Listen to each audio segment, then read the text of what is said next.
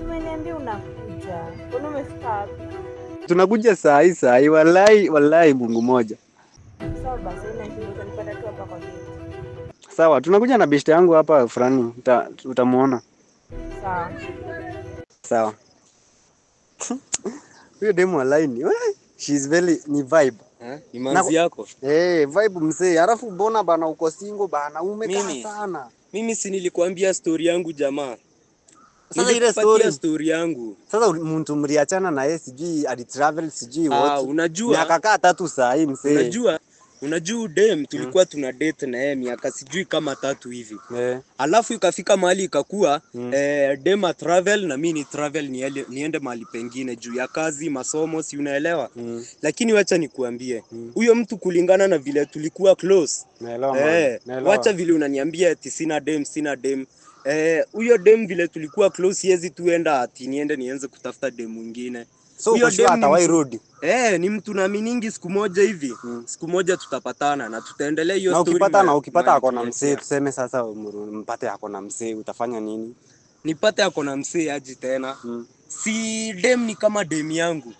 Najua vile unaangalia story unaona tumekaa sana kama hatujapatana, si ndio? Lakini mimi naamini ile mapenzi tulikuwa nayo tutaendelea na hiyo mapenzi mali tuliachia. Nikipata ako na msee mwingine ni sawa. Wewe endelea ku build castles on here, twende tuone dem yangu. Wewe tuende ukiwa single, utakaa hapo tu angaliage TikTok, si ndio? Hata TikTok ni sawa. Twende sawa. On my way to meet you. Naje kuambia atarudi ama nini. Na alafu hata wewe ulirelocate. Nakumbuka ulirelocate. Sisi tunakaa pale ulikuwa unakaa kitambo. Hadi mimi hata akirudi anaweza kuja akutafutia akukose. So unasikia? Hata ndiye huyu. Babe.